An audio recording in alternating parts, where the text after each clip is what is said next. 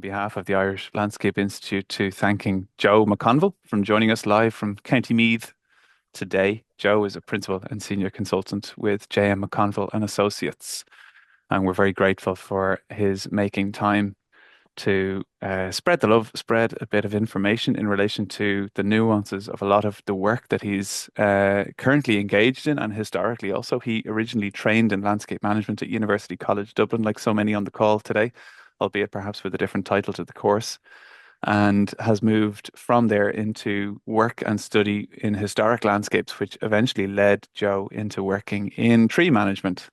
So that is the sort of the basis upon which so much of his experience and knowledge is formed upon.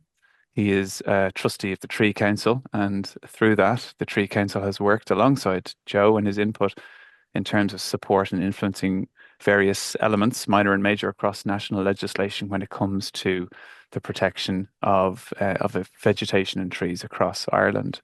He has assured me just moments ago that he plans to drop a couple of truth bombs this afternoon, which is brilliant to hear. So with that in mind, we encourage any number of comments and queries as well as feedback through our sort of questions and answers session, which will be from about 20 minutes to 2 until our finish at exactly 2 p.m. So if people have any comments or queries that they want to plug in to the chat, you can see it at the bottom of your screen. If you just hit chat, it should open up an adjacent window, which grants us an opportunity to plug in any sort of comments and queries as Joe goes through. And then the plan is to address as many of these as possible from 20 to 2 onwards. So with that in mind, Joe, I want to thank you once again for making the time and the effort to join us this afternoon. I speak on behalf of the Institute in extending that thanks. And without further ado, I pass the mic your way. Thank you very much, Bart, and thank you for inviting me to give this talk today. Which I want to do over the next while is to tease out some of the significant anomalies in the Forestry Act 2014, which impact our work. So when the Act was enacted in 2017, the general view was that the management of trees, both felling and planting, where related to development sites, was to be given over to the control of planning and parks departments in local authorities, so as to avoid doubling up by the Department of Agriculture Forest Service. So back in the day, under the 1946 Forestry Act, it was necessary to obtain a felling license, irrespective of whether or not planning permission had been granted on the site, even though all the necessary regulations, such as environmental impact assessments, arboricultural impact assessments, had been dealt with. We still had to go then and get a felling license. This, back in the day, also applied to when we had been given consent to amend the tree preservation order. That's under the 1963 Planning Act. We still then had to get a felling license under the 1946 Forestry Act. So it was all very doubling up and very messy. So in 2014, the new Act was published, not enacted for a couple of years later, when all the things were sorted out. So we get left with the Forestry Act, the Animal Welfare and Forestry Miscellaneous Provisions Act, the Forestry Regulations, and then the two Planning and Development Acts, 2000 and the new one, 2024. When the new Forestry Act came into law, the general consensus among our professionals was that legislation didn't specifically relate to planning and development. We were, of course, completely wrong. This was drawn to my attention with the work I do with the Tree Council, where it became very clear not only did we need a felling license, but we needed a planting license for sponsored community planting schemes. One particular example arose on the motorway junction of the M17 and the Galway Road, can't think of the name of that one, where we were sponsored by Bridgestone to plant cherries. We had it all in place. When we went to do the planting, the NTA, I think it was at the time, asked us for our planting license, which came as a bit of a shock to us. So why do you think, and why do you want to believe me when I say we need a planting license? Well, you have to start by considering the requirements for a license to plant trees. The problem that arises is the definitions set out in the Forestry Act, where afforestation means the conversion of land to a forest. So if you've got a pasture or a brownfield site and you want to convert that to a forest, that is afforestation. So afforestation means the conversion of land to a forest. I'm repeating myself deliberately. A forest then means land under trees with a minimum area of 0.1 of a hectare.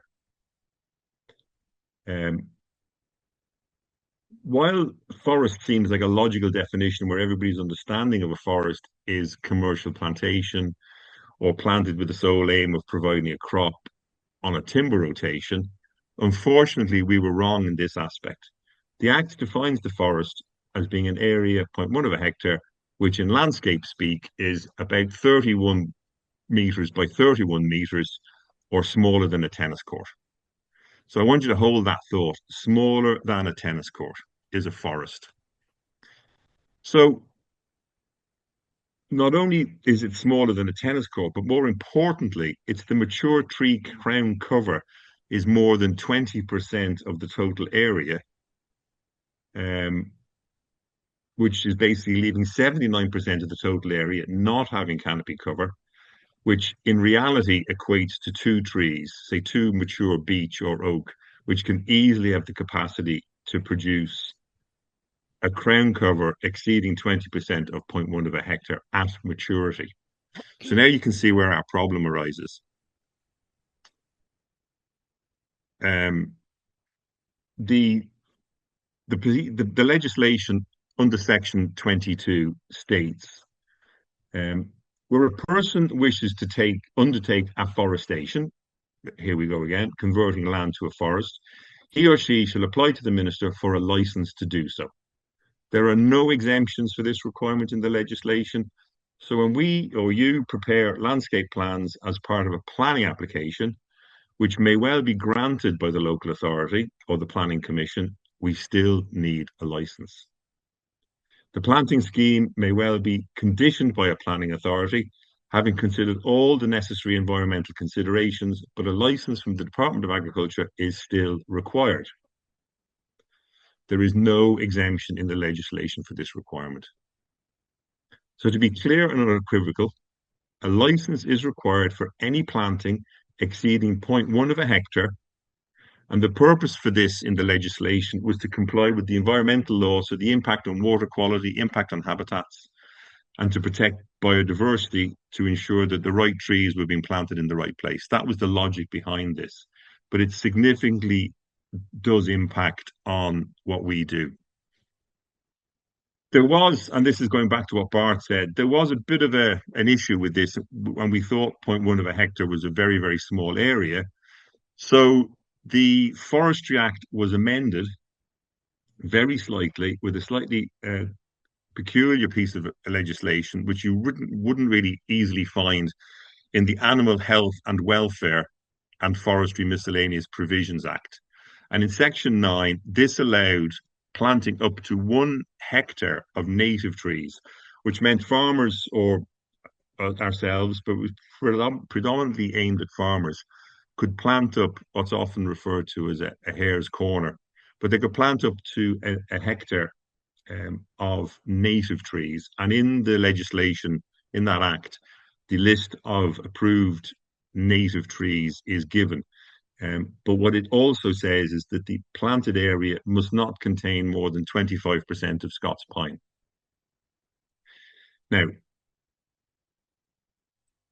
what's interesting about all of this is that the applications must be made by a registered forester.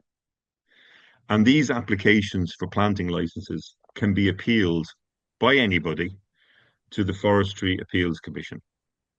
So having achieved planning permission and possibly being conditioned to provide a landscape plan with planting of 0.1 of a hectare, with 20% of that 0.1 of a hectare having canopy cover at maturity, you then need to engage a registered forester to make an application to the Department of Agriculture to approve your planting scheme. So you're now engaging a second professional which can be appealed. And that appeal could, in theory, be refused if it didn't suit some regulation on protection of habitats, biodiversity, water quality, because of your species choice.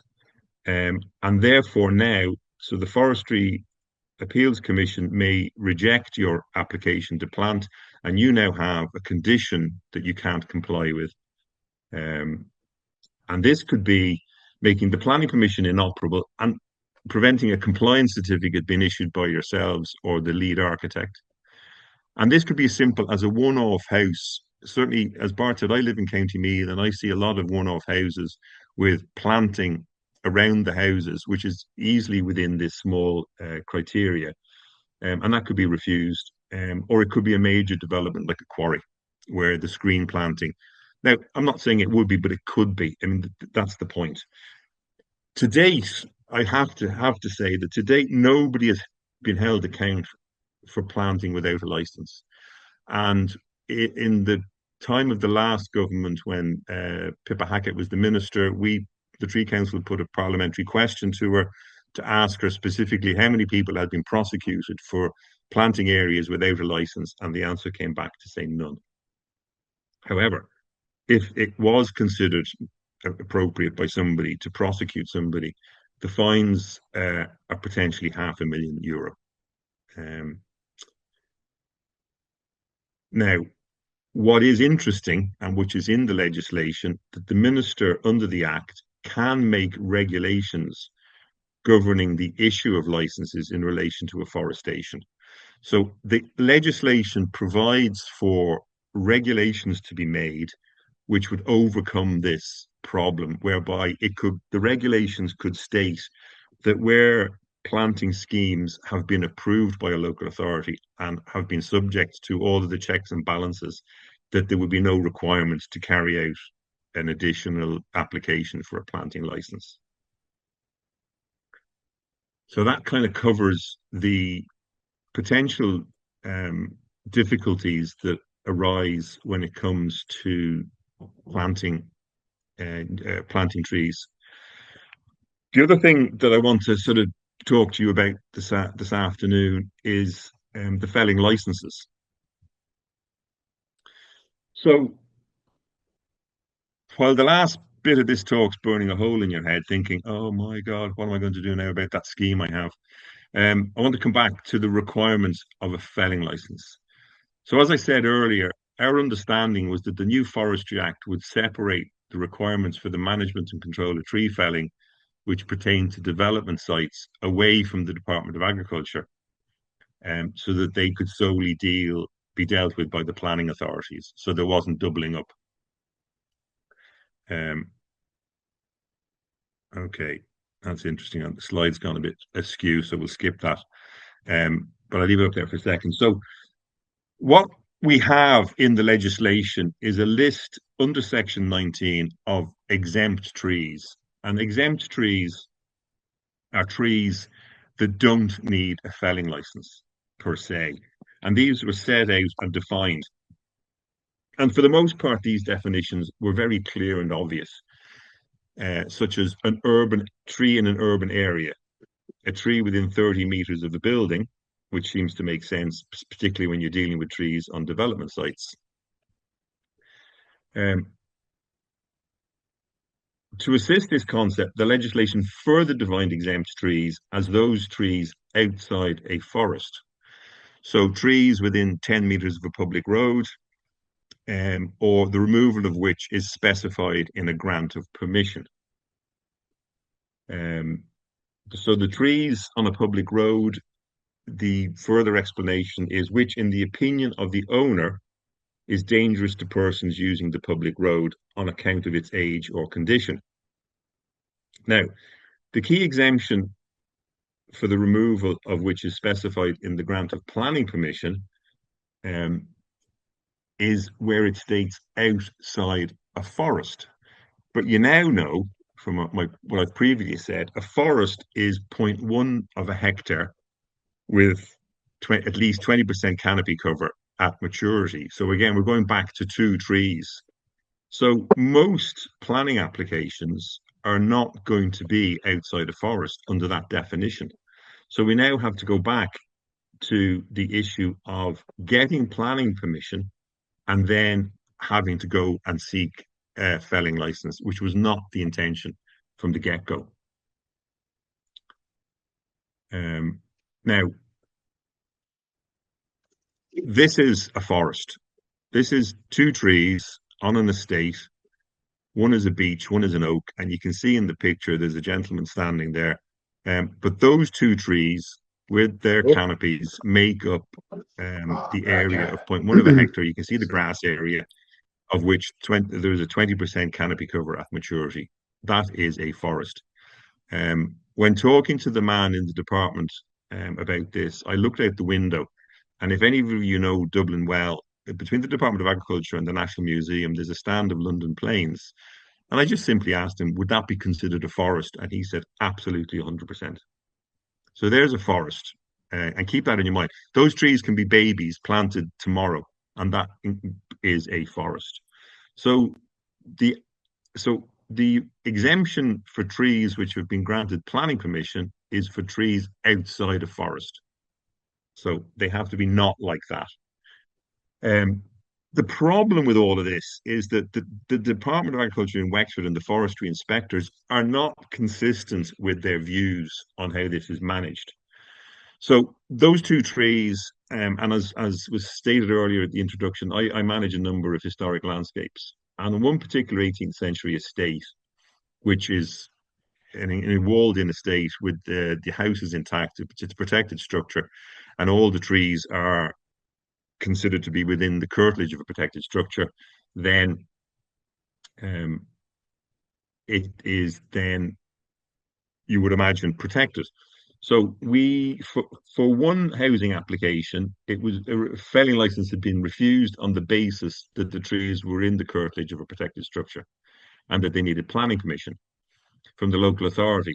And on the same site, a felling license was approved because the tree was in 30 meters of a house, even though the tree was 250 years old and the house was only 20 years old. So the exemption with the 30 meters from a house, the tree has to be older than the house. And that was to stop people building new houses beside trees and then looking for using the exemption to remove the trees. But having said that, on the same site, two brand new houses, you can see houses in the background of that slide. In one situation, the department granted a license, and in the other, they refused a license by the occupants. And on the same estate, there was areas of forestry planted in the 40s and in the 60s, specifically Sitka spruce and some Douglas fir. An application was, the management plan was to do continuous cover, and the large stemmed trees had some particular value. So there was and they were planted for commercial reasons, and they weren't appropriate to the historic landscape. They weren't the type of species that would have been planted by in the historic landscape. But the Forest Service refused the application on the basis that the trees were in the curtilage of protected structure, and they proposed that we needed a derogation from the planning authority to be able to fell them. So they're the inconsistencies. I was recently approached by a client who had registered a complaint that trees were being felled on a site prior to the development works. The site, no site commencement order had been put in, but the trees were being felled. So I went out and I plotted the trees, and a number of the trees that were being felled were certainly not within 30 meters of any building. But the department decided in their wisdom to say, well, we've looked at the site and it appears to us that all the trees that have been felled are within 30 meters of a building. So they rejected it. And another arboricultural consultant recently told me that where he looked at the area that had been granted planning permission and development was commencing the 0.1 of a hectare rule, he was told over the phone, but not in writing, that it was okay to carry on because they had planning permission. So we're getting very, very inconsistent answers from Wexford when we go to check whether or not something requires or doesn't require a felling license. The issue of the exemption within 10 meters of a public road is also problematic because it states, which in the opinion of the owner, um, being formed on reasonable grounds, that the tree is dangerous to persons using the public road on account of its age or condition. So this is basically a carte blanche for people to fell roadside trees, because once the tree is felled and taken away, after the event, a complaint is made, it's almost impossible. Well, it is impossible for the department to ascertain whether the tree was dangerous or not, because it was an opinion formed by the owner on reasonable grounds. So therefore, the likelihood of anyone being prosecuted for felling trees within 10 meters of a road are slim to none. I was involved in a case where my client was prosecuted, and because the trees were gone, they had no evidence that the trees were or were not dangerous, and the case was dismissed. So it's very difficult to prove, and under Irish law, you don't have to incriminate yourself in answering any questions. So you just keep your mouth shut, and it's up to the Forest Service to prove that the tree was not dangerous before it was felled. In respect of the exemption given by urban areas, this is also greatly misunderstood. So the legislation defines an urban area as those areas, and this is complicated, set out in Part 2 of Schedule 5 and in Schedule 6 of the Local Government Act of 2001, which took precedence before the Amending Act of 2014. So that is the complicated piece of legislation, but in simple terms, the functional area of Navan Town Council, and as I live in Meath, so I kind of know these areas. Navan Town Council was town council and therefore is an urban area. However, its boundaries were extended under the 2014 Act and are now described as Navan Municipal District, but only the trees within the area that was defined as Navan Town Council are considered to be an urban area. Similar jurisdictions apply the old Bray Town Council, Leixlip Town Council, and others like Clonmel. So it is in the old pre-2014, if your local area was a town council, a borough council, or a city council, then that was considered an urban area. And this is slightly confusing because it's got nothing to do with population. So none of South Dublin County Council is urban, none of Dún Laoghaire-Rathdown County Council is urban. None of Fingal County Council is urban. They are all full county councils and not urban areas, and therefore felling licenses are required. Now, it is within the gift of the minister under this legislation to extend an urban area. So within the legislation under section 19.4, the minister has the power to prescribe an area comprising a similar or greater conurbation for those purposes. So as of to date, since 2017, I'm not aware of any ministerial orders that have extended urban areas. So typically what you might expect would be that the old Navan Town Council would be upgraded to the Navan Municipal District, and then that would be considered an urban area, or similar areas of conurbation might well be defined in that area. So these are the sort of the problems that we have to deal with, in part and significantly the outside of forest, which moves things back into the requirements for getting a felling license.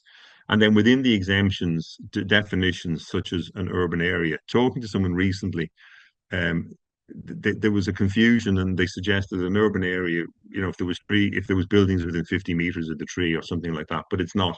It's anything pertaining to an old jurisdiction or functional area of town councils, borough councils, and city councils. So really, in conclusion, these anomalies and difficulties really do need to be amended, fixed, but probably by amending legislation or regulations or a change in the actual primary legislation.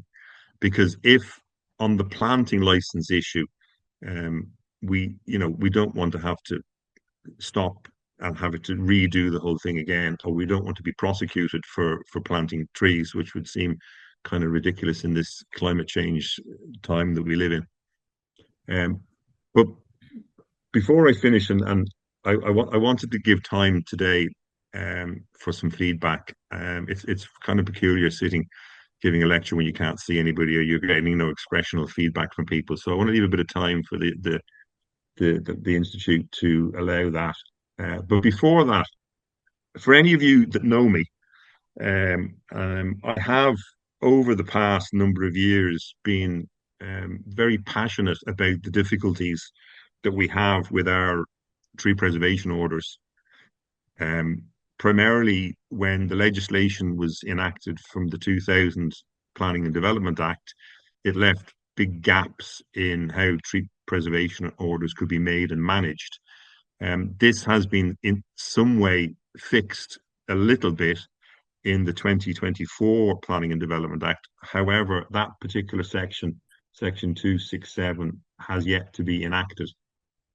But interestingly and bizarrely, if you read the whole Forestry Act from cover to cover, which I have done, there's a very interesting section, which is section 20 of the Forestry Act, which states, notwithstanding any provision in this act, i.e. for the layering of felling, the minister may, in any particular case, issue an order prohibiting the felling or otherwise removing, or the continued felling or otherwise removing of any tree or trees, including exempt trees. So this is a small hidden section of the Act, which actually allows for the protection of, I suppose, woodlands, if nothing else. But if under the basis that a forest is only 0.1 of a hectare, really it's even a small amount of trees. So this is a piece of legislation that maybe has great potential. And where you've got a singular minister who can produce an order that will protect trees under threat, which may or may not have had a felling license applied for them. So the felling may have started, and then somebody realizes that this is, illegal felling, and the rest of the woodlands have to be protected. There is this very strong potential preservation orders. At the moment where trees are under threat, it's very difficult to galvanize a local authority into making a preservation order. And in many cases, then the trees are lost. So this is a really positive piece of potential legislation hidden within the Forestry Act. And finally, then, just the last thing I want to say in this matter is that if the Planning and Development Act of 2024 is enacted, particularly section 267, which deals with tree preservation orders, then the Forestry Act will need to be amended or revised appropriately, because at present in section 19.3, which is the exemptions, it says nothing in this section shall be construed as removing any restrictions on the felling or removal of trees under the Planning and Development Acts of 2000 and 2013. So what that's saying is, if trees are protected under the Planning Acts, and no felling licenses apply because they're exempt trees, then it doesn't. The Forestry Act can't overrule the Planning and Development Act. But at the moment, the 2024 Planning and Development Act is not included in that section, so that will have to be amended. So I'm keeping it tight. So that's as much as I have to say on the matter for the moment, and I'm very happy to engage and answer any questions that I can, or express or respond to any opinions. So thank you very much. That was brilliant, Joe. Thank you so much. I think there's a great depth to what you've just presented inside of 25 minutes. So I certainly speak on behalf of myself here when I say that it's hugely appreciated and deeply informative. Also, conscious that in this post-COVID online webinar thing, it can be difficult to present such a wealth of information at a time where you're not necessarily sure who's watching, who's listening, who has their eyes open or closed, whose mouths are full of sandwiches. Um, Conscious that it is our lunch break, and we have about 15 or 20 minutes, folks. If there are any particular queries, concerns, or comments in relation to what Joe has presented there, I might kick things off. You mentioned that the amendment of legislation would would possibly be required to accommodate the planting license. The responsibility for that falls with the department, or where would that responsibility lie from based on your opinion? It would be the Department of Agriculture. Yeah, so it would be the minister for well, probably the main minister, but it could be Michael Healy-Rae, the junior minister that deals with forestry, could could make a proposal. It would be his department that would recommend dealing with regulations which are allowed under the Act. Okay, brilliant. I know that there's a couple of hands going up. There's a few comments flying in already. Just to quickly outline, Brendan Fitzsimons in our comment section has said that this is National Tree Week. And of course, though it wasn't mentioned from the outset, I should reverse engineer the fact that that was a conscious decision from the Irish Landscape Institute to host you through National Tree Week. 100,000 saplings are being planted, excuse me, in community events across the country via 𝗙𝗲𝗹𝗹𝗶, and thousands more by a variety of organizations and local communities, schools, sports clubs. Is all or most of this planting, Joe, illegal? Yeah, I mean, the legislation says it is. It's that simple. Yeah, You know, we can't advise people because we've been advised that the legislation says that it's 0.1 of a hectare. And yeah, if you kind of ignore my drilling down to the technical part of having a canopy cover of 20% of the area, but if you just take a microforest and you plant up 0.1 of a hectare, you kind of would be getting away with it. Or if you've sought permission from the department to plant without a license the full hectare, well then that's going to be okay as well. But community plantings and schools could be planting very small areas which would fall underneath that area, that 0.1 of a hectare. yeah. So, for a lot of what's been done, I mean, the 100,000 trees that Brendan talks about are not being planted all in one place. They've been spread across the whole country. So Sure. somebody might plant a couple of trees here and there. And something very interesting that I didn't say, and it's kind of made me think about it now. So in what I said was it's afforestation is the conversion of lands to forest. So if you have a piece of woodland and you're extending that woodland, which we've done in the past, where we've planted we've got a bit of edge of oak woodland and we've planted holly, and that's extending a woodland. That is probably not covered as afforestation because there's forestry there already. So that wouldn't. So if you were planting into an area among trees, that probably wouldn't be considered afforestation. So there is Okay. plenty of scope for trees to be planted. But It's I think perhaps that level of, a lot of people that are doing community planting are, they're on the edge of potentially breaking the law. which is kind of extraordinary. I think you mentioned that you said we don't want to be prosecuted for planting trees, and I think so many on this No. call would probably stand alongside you saying that. But it's perhaps that level of ambiguity about definitions and delineations, which creates a certain amount of either conflict or uncertainty from a council, a tree council, a local authority, or a department Yeah. side when it comes to actually Yeah. quite literally drawing the line on Yeah. where and what requires licensing. But I think you've certainly outlined a few areas that will create cause for Yeah. conflict, certainly with so many landscape architects on the Yeah. call. There's a few other comments coming in, if I can quickly jump to them, Joe. Yeah. Um, there's a whole range of them. I enjoyed Laura Flynn's one. What an absolute mess. Thank you. Planting license topic. Can we consider not penalizing those who want to plant, but create a system that encourages and makes easier to obtain a license while introducing a planting regulation that is in favor of native tree species? Well, I mean, we have a problem here with the concept of native trees. That's something that has to be talked about and addressed because everybody, there's a lot of thought processes going on, but a lot of very senior, clever scientists are suggesting to us that relying on native trees is a recipe for disaster.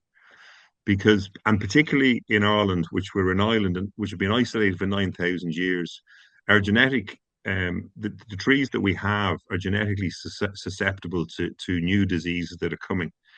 And I know in the UK, there's been a number of organizations that have looked up, they're talking about what should be used for sustainable planting.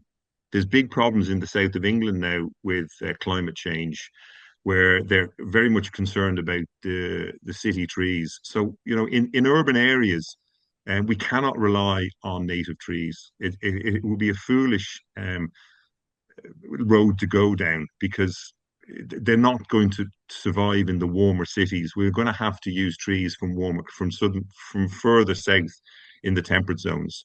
And you can see that's happening all over the place. And many of our street trees and urban trees are not what is considered broadly native. Yeah. A lot of them might be considered indigenous. Some of them probably were native at some point in the past and aren't native anymore. Some of the trees that we thought were native probably aren't native if you use the very extreme cases. And in terms of tall canopy cover, we're losing. We've had our elm population devastated. Our ash population is further being devastated with ash dieback, and now the new watch this summer for ash sawfly coming into Dublin. Very rampant. So we're getting pests and diseases coming from the Far East, and our native trees are not able to manage and compete with that. So, oak potentially are under threat from diseases that are coming up through Europe. Oak processionary moth, oak decline. So if we rely solely on what we consider to be native trees, we're going to lose high canopy cover in the future. For sure. Yeah, that's a point well made, and something that I'd certainly echo. I'm scrolling through a number of comments here in the queries, which I'll get back to, but I'm conscious also that there's a couple of folks with their hands up. Anna, you've had your hands up quite patiently there. I don't know if you want to come in, maybe unmute with a query. Hi guys, can you hear us? Yes. Can you hear us? Yeah. Yes. Okay, thanks. No, this is Connor Parkhood here with the rest of the guys. Thanks, Joe, for that. It was interesting. It's not something that we were familiar with, but we work a lot on various jobs, residential developments, amongst others. And we're always proposing native buffers and large woodland areas, but I don't think it's ever come up in any conditions for the requirement of any licenses, planting licenses. I think felling licenses come up before, but I was just a bit uncertain where that came from. But it's Well, I don't think the planning authorities are aware of this anomaly. Is that, maybe, could be. It's just, when we're reading through the conditions, normally you might see something in there, but that acknowledges that, but we just hasn't come up before. So, No. And of course, obviously there's plenty of instances where we're planting two beech trees beside each other, and as you pointed out there, that would qualify as a forest as well. So that's, so well, it's interesting. I think, I put that in deliberately because, when you're dealing with legislation, it's the letter of the law, not the spirit of the law. But particularly when I had this confusion in my own head, I actually took a plan prepared by a landscape architect, a piece of woodland, and I put it on the table, and I said to the person in the Department of Agriculture, I said, does that need a planting license? And he said, 100% it does. Now, that's already been approved by the local authority. So this is a lack of information. So the planning authorities are not aware of this, and the Department of Agriculture really haven't considered the implications. So, I mean, if you leave out the simple stuff like the communities and the school efforts, but if you talk about proper, serious landscape schemes like motorway plantings, like anywhere you drive up and down the country, all those motorway plantings would now be illegal. They don't have planting licenses because they didn't need them in those days. But any new motorways and any new bypasses or any new substantial jobs like you talk about, you really you really are open to interpretation, as that is really planting. That is afforestation.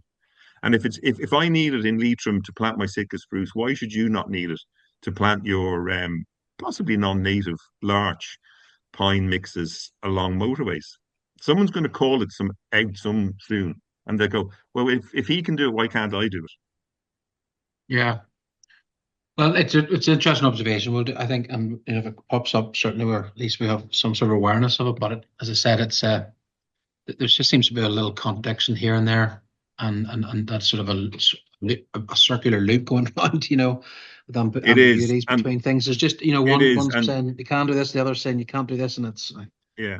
Yeah. It does need to be regulated, because you're a professional and you've gone through all of the regulations, and you've done it properly, and you've done your EIS, and you've done your screening for appropriate assessment, and it's all done. And then someone says, well, now that has to be all done again by a different professional on the same site with the same scheme.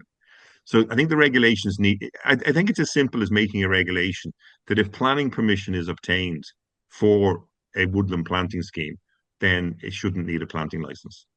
I think that's where we have to go with this. We've got to press for a change. Yeah. Okay, thank you. That's helpful. You're welcome. Valuable. Thank you. Declan, you've also had your hand up for a moment there. Yeah. I'd welcome you to make Joe, a comment. Just a couple of interrelated questions. Firstly, I suppose, has anybody ever got into trouble here legally from any of the definitions and processes that you're talking about? That's one question.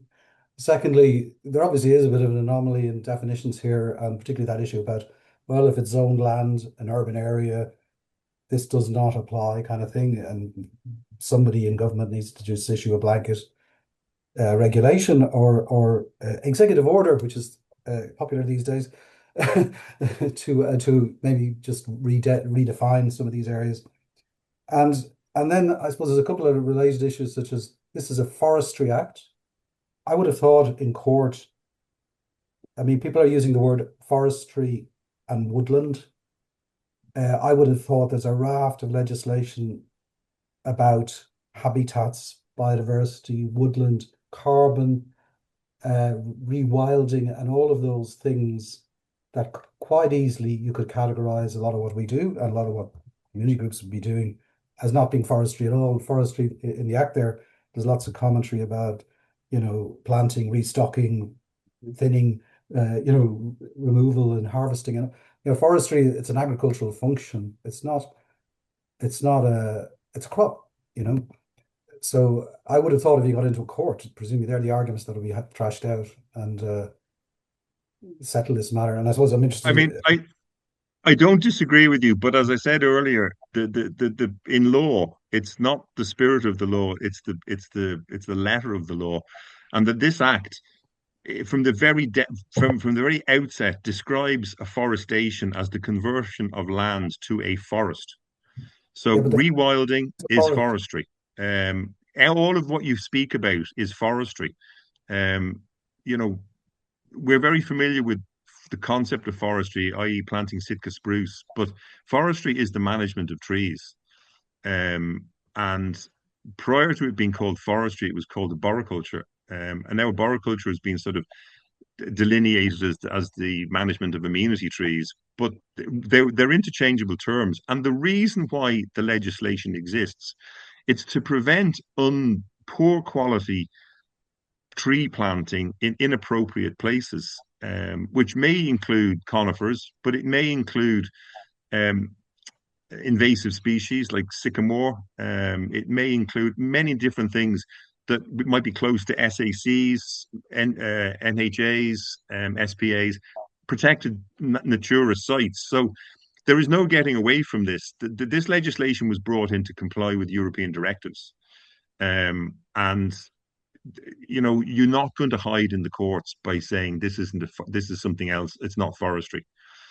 So we've got to be very clear as to what we're trying to achieve and who is controlling rewilding, redevelopment, planting woodlands, increasing biodiversity.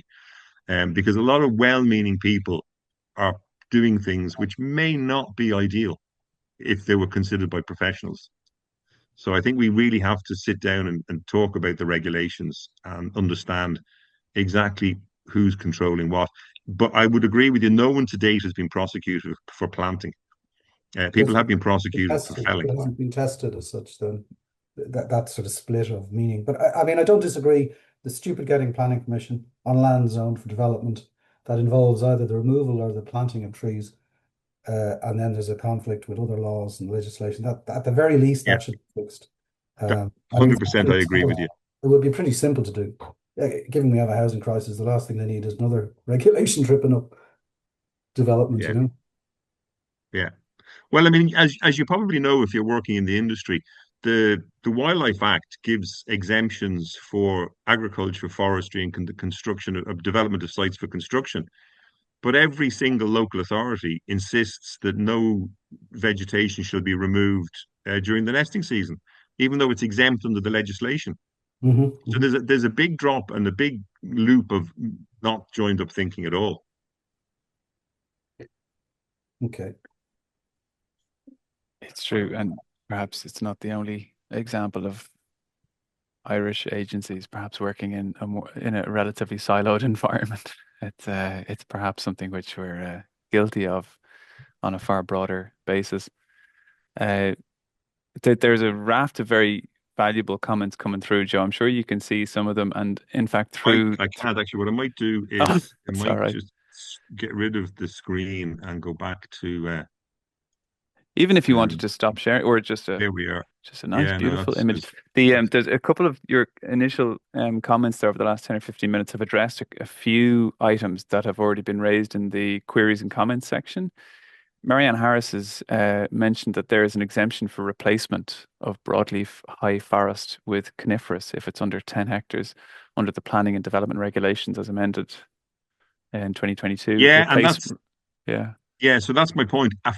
We've got to focus. Afforestation is converting pasture lands to forestry. So managing forestry, converting one to the other, adding in, doing enrichment, that's not planting under the terms. We're really trying to address the problems landscape architects have when preparing a scheme which includes a woodland, having gone through all the hoops, all the regulations, be told you now need to employ registered foresters to get a planting license. That's the serious issue. A lot of the other stuff is fluff to sort of, stir up excitement. But the real issue is, if we're doing quarries, if we're doing motorway plantings, if we're doing schools, hospitals, campuses, and we're planting decent bits of woodland, why should we have to get another approval by another professional? I think that's. Do you want to come in, Marianne? Sure, her hand has been up very patiently and she's just turned on her camera, which means business. So I pass the mic. Yeah, some of you who were involved with the Institute back in 2012, 2013, 2014, like myself on the council, remember the major pushback and lack of response from the Department of Agriculture to this institute when we tried to engage with them on the drafting of the 2014 Act. And the reason being was our profession wasn't deemed to be adequate enough compared to forestry inspectors that they employed, and that they would be the arbiters of consent. And we brought all the arguments, particularly about the need to address protection of urban trees and to have a proper system through local authority consents and TPOs needing to be more fit for purpose. Those of us who worked in local authorities dealing with TPOs know how voluminous they are and impractical they are and costly they can be for local authorities. And we got hit with a brick wall completely by that department at the time. So the reason that the consents and the controls are done and you have this additional layer of input from forestry licenses and this sort of layering of professionals overseeing everything is because they wanted that control. So wresting it from them wasn't going to happen, and they didn't want to engage with the Institute. So if the Institute can try and revisit that, I would welcome that. I think it's long overdue. We said it at the time about biodiversity and climate, and I think since 2012 and 2013, those issues have not gone away. Let's put it that way. and are even more pressing. And it smacks of silos, all right, in the context of like the National Climate Act and the National Climate Objective. And how is that fit for purpose? Because it isn't. I'm working on, I'm in the planning division, so I'm working on the commencement of the Planning Act, the 2024 Act, and I'm working on the environment. I'm the sciencey bit in the planning division. So I was involved with that 2022 amendment. That's why I just put that up there. So ironically, that was brought in because of, you mentioned oak processionary moth, Joe, the ash dieback was what was driving that.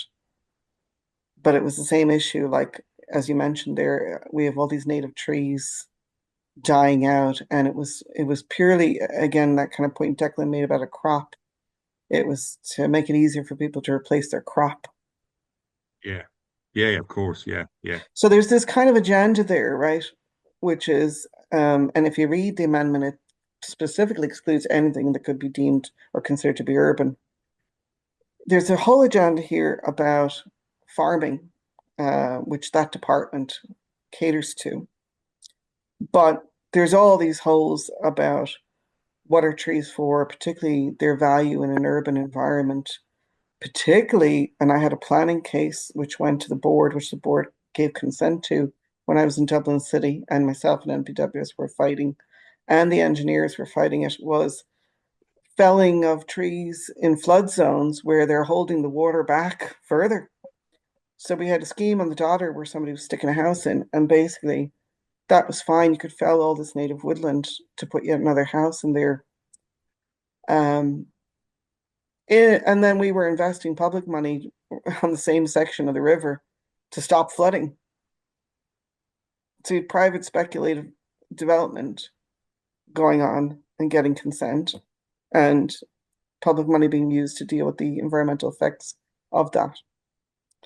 So that's not right either. So, private landowners' interests overriding the public good there.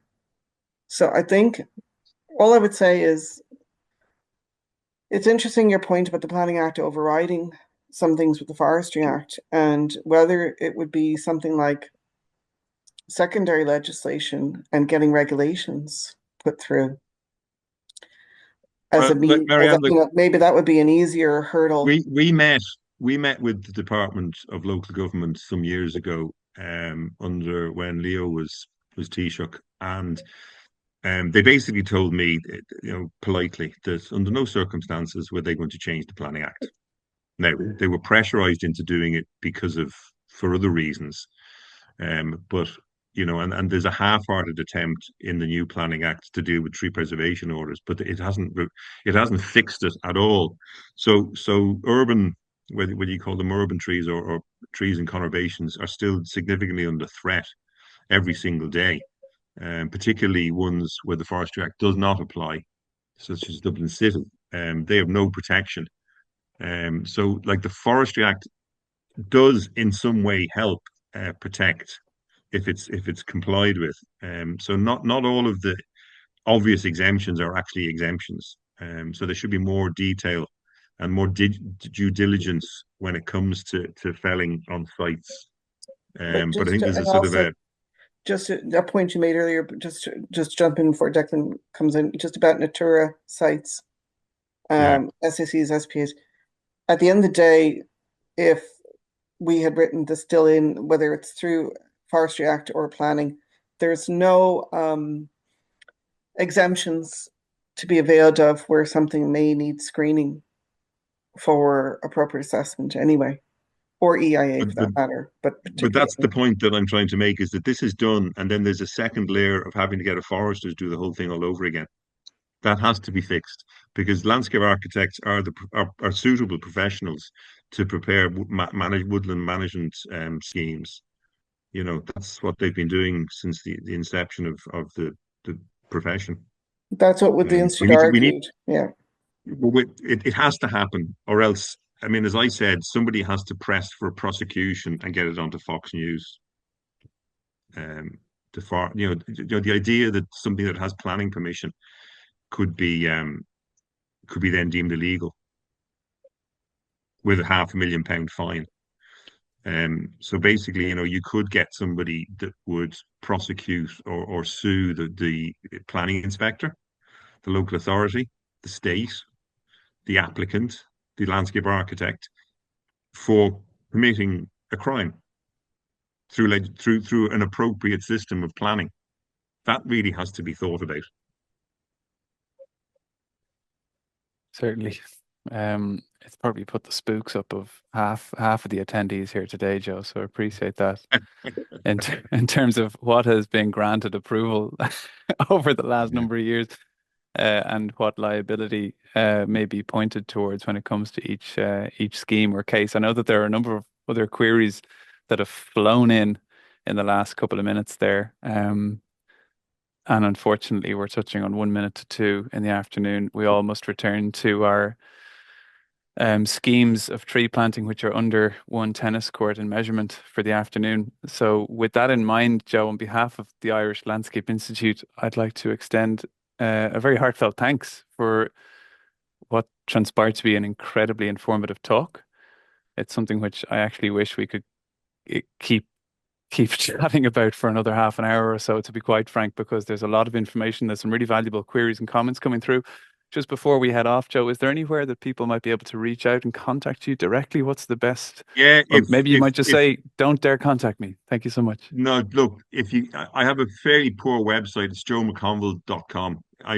For reasons only known to me, I'm fairly high up on Google. So if you just put in Joe McConville into Google search, you'll get my website, and you'll get my email address, and you can knock me out an email and I will respond to it. Well, that's hugely appreciated. I know that there's a number of other comments coming through, just extending individual thanks for this afternoon, Joe. So thanks once again on behalf of the Institute, and we look forward to continuing the CPD webinar series through the course of 2026 and beyond. Joe, it's been an absolute pleasure. The recording will stop soon and will be featured online, hopefully in the next month. Thank you so much, Hugs. Thanks very much. Thanks, everybody.